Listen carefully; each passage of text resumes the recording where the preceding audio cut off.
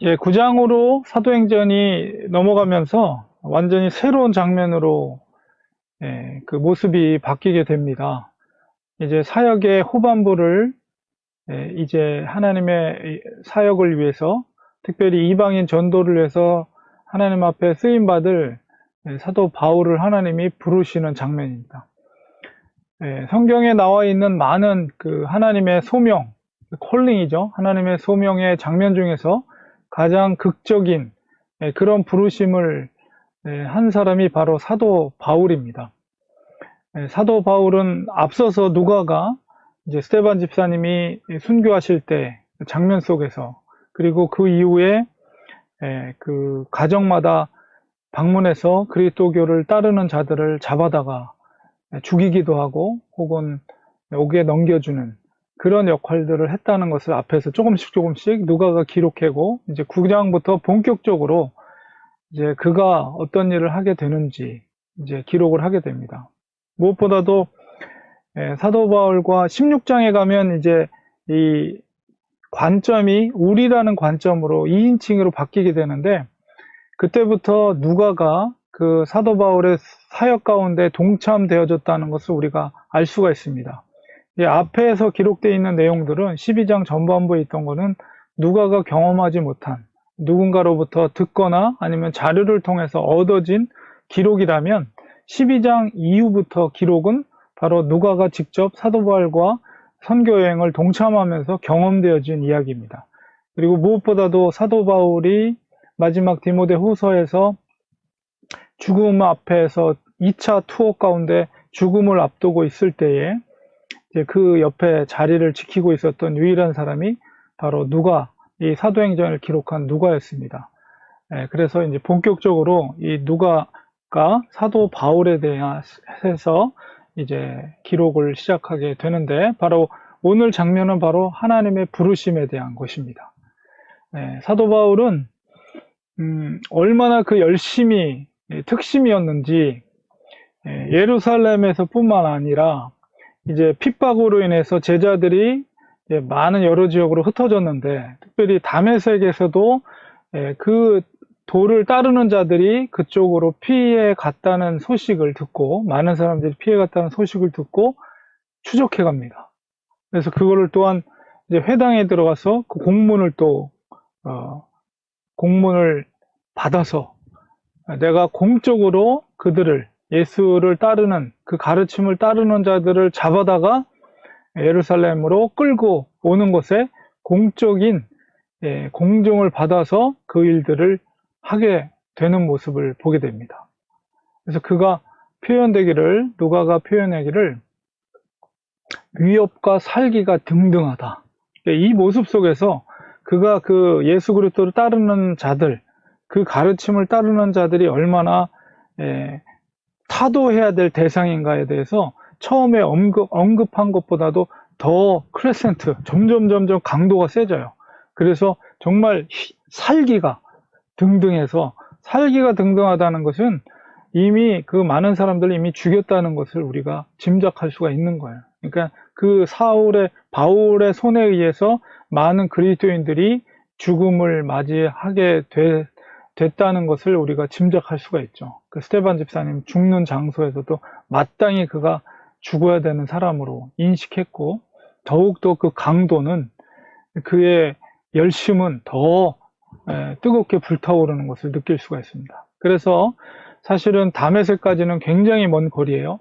그 먼 거리를 지도를 보면 예루살렘에서 출발해서 여리고를 지나서 쭉 요단강 동편으로 그쪽 길이 좀 산 건너편보다는 좀 편안한 길이었기 때문에 그쪽으로 건너서 이제 갈릴리를 지나서 다메섹으로 쭉 올라가는 이 길 여정은 굉장히 긴 여정이죠. 그래서 이제 다메섹, 오늘날에는 다마스커스라고 그러죠. 시리아죠. 거기에 이제 지나갈 때 그 성에서 그리스도인들을 잡으려고 가는 도중에 하나님이 그를 이제 부르십니다. 그래서 그 하늘로부터 뒤에 있는 그림 속에서도 바울의 콜링에 대한 그 미술 작품들이 굉장히 많거든요. 그래서 그 작품 중에 하나, 하늘로부터 이제 바울을 부르시는 콜링의 장면입니다. 그래서 뭐 여러분이 이름이 사울에서 바울로 바뀌었다는 것이 이제 이렇게 하나님이 콜링을 해서 이름을 바꾼 게 아니고요. 아브라함처럼 그렇게 바꾼 게 아니고 원래 사울로 부르기도 하고 바울로 부르기도 했다고 그래요. 그 동시에 그렇게 불렀다고 그래요. 근데 이제 사도라는 칭호를 할 때는 이제 바울이라는 것을 이제 이름을 썼던 것 같습니다. 어쨌든 다메섹을 갈 때에 하나님께서 주님께서 그에게 나타나셨죠. 현현하셨는데 바로 빛으로 그들을 둘러섰다. 그러니까는 빛이 비친 거는 사도 바울뿐만 아니라 주위에 있는 많은 사람도 그 빛을 보았어요.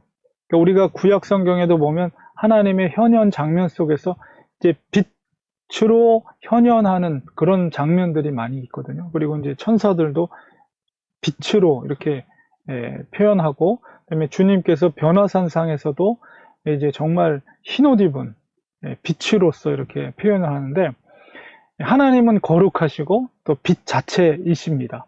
그래서 우리가 예수님께서 이 바울을 부를 때도 그런 광채와 빛으로 그에게 임하셨고, 또한 특이하게도 이 바울에게만 음성을 들었어요. 그러니까 주위에 있는 사람들은 듣지 못하고 빛은 보았지만, 그래서 사울아 사울아 그를 부르죠.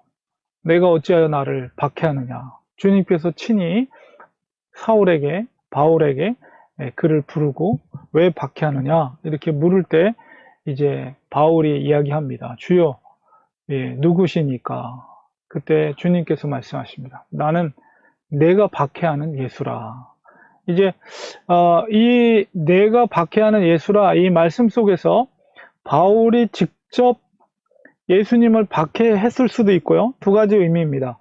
예수님을 직접 박해할 수도 있고, 아니면 예수님을 따르는 제자들, 바로 주의 몸된 교회죠.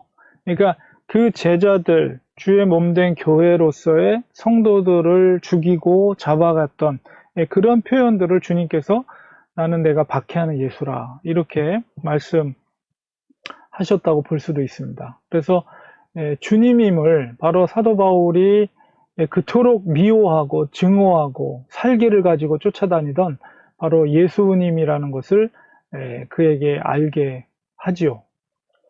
그리고 그는 그 주위에 많은 사람이 있었지만 가장 충격을 받았던 사람, 정신적으로 충격을 받았던 사람은 바로 바울이었어요. 아나니아도 아니고 주위에 있었던 사람도 아니고 바울 자신이 가장 이 경험을 통해서 정말 망치로 머리를 맞은 것처럼 큰 충격을 받았던 거죠. 왜 그러냐면 그 그리스도는, 십자가에 죽은 그 그리스도 예수님은 인간일 뿐이고 마땅히 그 자기의 죄와 그 불경건한 말에 대해서 마땅히 죽을 인간일 뿐이라고 자기는 믿고 그렇게 생각하고, 그 인간의 가르침을 따르는 자들에 대해서 마땅히 너희들도 죽어야 된다라는 생각을 가지고 쫓아다녔는데, 그 주님이, 자기가 그렇게 생각했던 주님이 정말 하나님과 같은 존재로서 나타나서 자기를 부른 것에 대해서 자기가 그동안 잘못 생각하고 있었다는 것, 그것이 무너져 내리는 거잖아요. 이게 가장 사도 바울에게서는 큰 충격이었죠. 그리고 결국 눈이 멀게 됐어요. 그러니까 그것도 3일 동안. 이게 굉장히 유사성이 있죠. 구약에는 요나가 물고기 뱃속에 3일 동안 있으면서 먹지도 못하고 보지도 못하고, 물고기 뱃속에 마치 유사성이 많이 있어요. 그러나 그 물고기 뱃속에서 그가 하나님의 은혜를 체험하고 거기서 기쁨의 노래, 감사의 노래를 드리죠. 예수님께서도 3일 동안 죽음의 권세에 있다가 부활하신 것처럼 사도 바울도 강한 빗줄기 가운데 눈이 멀어버리고 3일 동안 그가 이 먹지도 못하고 마시지도 못했다는 것은, 보지도 못하고, 이것은 너무나도 강한 충격을 받은 거예요.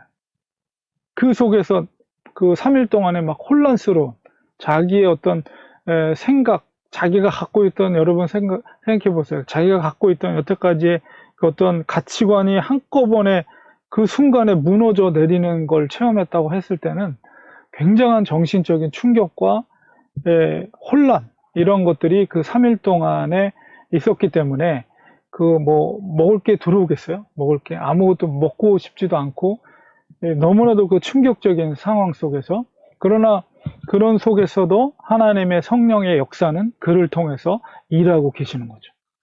그래서 이 주님의 말씀은 빛과 같아서 어둠 속에 있을 때 주님의 말씀이 들어올 때 그의 모든 속에 있던 죄악이 밝혀지는 거예요. 그러니까 이 사도 바울의 이 엄청난 다메섹에서의 주님의 만남과 경험은 그의 이 너무나도 그 복잡한, 왜냐하면 만약에 저분이 진리였다면, 저분이 정말 하나님이었다면 내가 도대체 무슨 짓을 한 것인가, 어떤 짓을 저지른 것인가에 대한 혼란성과 그런 그 자괴감, 이런 것들도 아마 동시에 밀려왔을 거예요. 그러면서 이제까지 자기가 쫓았던 유대교 바리새인으로서 자기가 쫓았던 그 가르침에 대한 혼동, 이런 것들이 한꺼번에 3일 동안에 그에게 밀려왔습니다. 그러나 주님의 말씀은 그 빛이기 때문에 말씀으로 임한 거 아니에요? 말씀으로. 나는 너가 박해하는 예수라. 말씀으로 그에게 임한 거예요. 그래서 말씀이 그에게 들어갔을 때 그의 이제 그 소명, 하나님의 콜링은, 이게 우리가 소명을 두 가지 교리상으로 두 가지의 콜링이 있습니다. 외적인 소명이 있고 내적 소명이 있어요. 그러니까 외적 소명이라는 거는 뭐냐면 우리가 전도하는 이유가 뭐예요? 우리가 내적 소명을 하는 거예요. 그러니까 외적으로. 그러나 그 외적으로라는 것은 이제 전도를 하는 거죠. 예수를 믿으세요. 예수님 생명이시, 예수님은 그리스도이십니다. 이거를 복음을 전하는 거예요. 근데 그거를 외적인 소명은 사람이 듣고 거부할 수가 있어요. 저 사람이 도대체 무슨 얘기하는 거야? 얘기를 들었을 때 내가 그것을 거부할 수 있어요. 그러나 그와는 반대로 내적인 소명이 있어요. 이거는 하나님께서 부르시는 거예요. 그거는 불가항력적이에요. 내가 거부할 수가 없어요. 하나님이 나를 부를 때 그런 내적인 소명은 내가 거부할 수가 없어요. 그거를. 그리고 하나님이 그 부르셨을 때 유효한 부르심이에요. 그러면 하나님의 은혜를 주시기 위한 부르심. 그래서 그걸 통해서 우리가 믿음의 선물을 받게 되는 거죠. 하나님의 자녀가 되는 거예요. 근데 지금 이제 바울에게는 하나님의 그런 내적인 소명, 직접 그에게 나타나셔서 그를 부르신 거예요. 근데 그 하나님의 부르심 가운데는 반드시 그가 이전의 죄악이 드러나야 돼요. 그것은 바로 빛으로서 하나님의 말씀이 임했을 때 자기의 숨겨진 죄악들이 다 드러남으로써 자기가 죄인이라는 것을 하나님 앞에 고백을 하는 거죠. 그리고 그 회개와 주님의 피로, 십자가에 흘리신 피로써 그 죄악이 씻긴 바 될 때 비로소 하나님의 믿음, 하나님의 은혜로서의 믿음을 받게 되는 거예요. 그것이 없이는 절대로 받을 수 없어요. 하나님의 사랑을, 하나님의 은혜를. 그 은혜는 뭐예요? 믿음이죠. 그렇기 때문에 우리가 회개가 없는 구원은 있을 수가 없는 거예요. 그러니까 죄가 드러나야 돼요. 하나님께서 그를 유효한 부르심 가운데 그 말씀으로 그에게 임했을 때 그 속에 있는 극악한 죄악들이 사도 바울 가운데 드러난 거죠. 그리고 그 혼란 속에 아무것도 먹지 못하고 그런 혼란한 속에 있지만 그것은 하나님이 그를 이방인의 선교적인 사명을 위해서 강권적으로 그를 꼬꾸라뜨린 거예요. 그리고 그를 부르신 거예요. 유효한 부르심 가운데. 그리고 하나님께서 또한 그 속에 있었던 그 사도 바울의 불과 같은 열정, 이런 것들 또한 보신 거죠.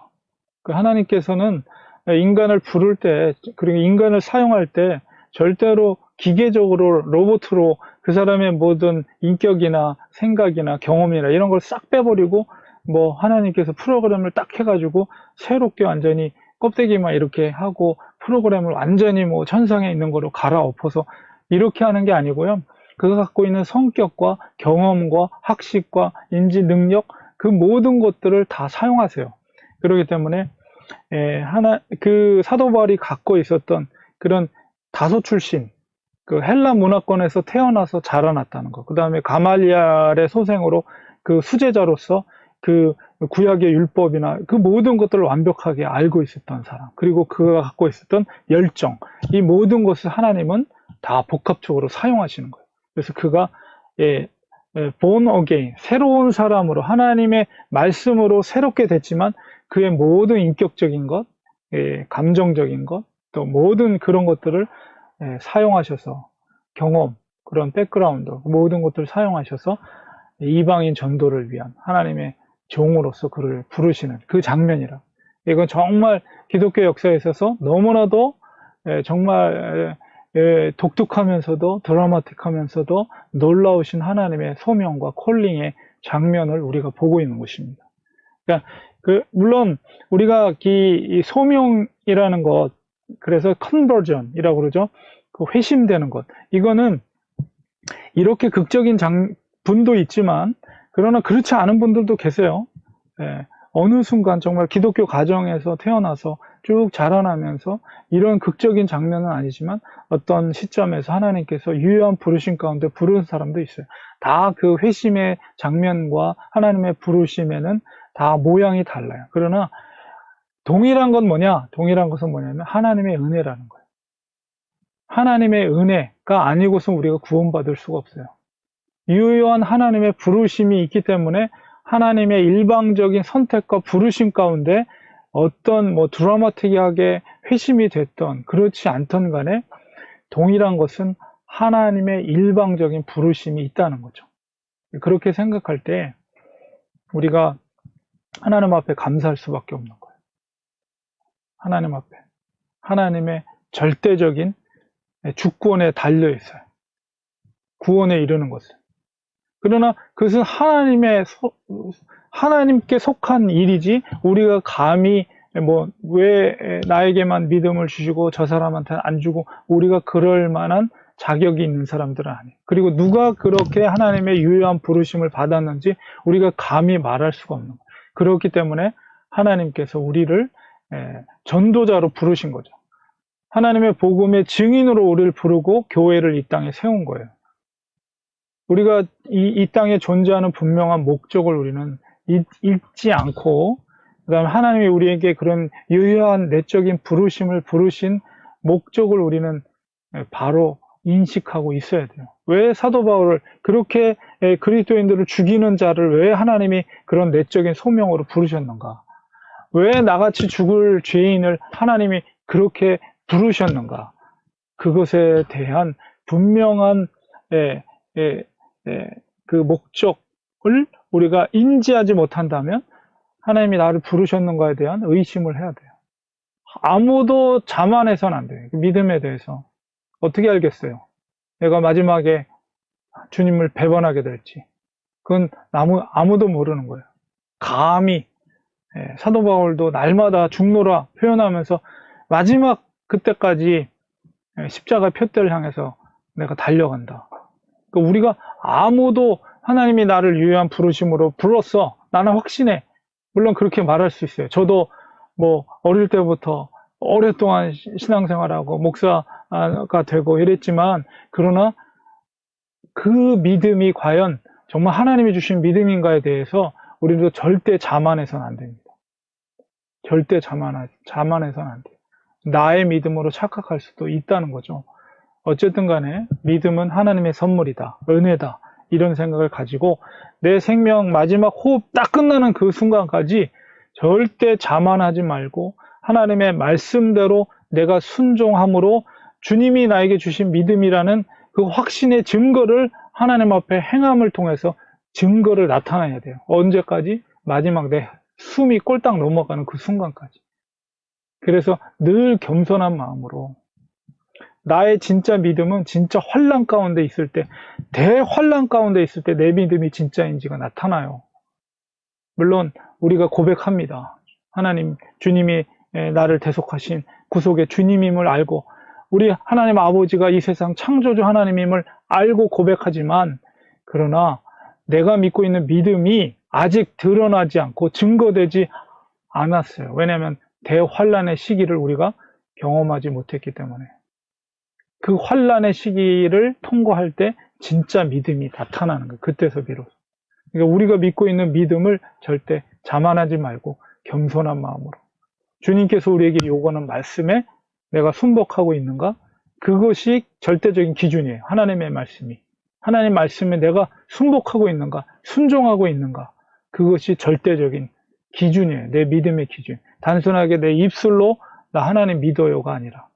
그래서 하나님의 콜링은 절대적인 하나님의 선물이다.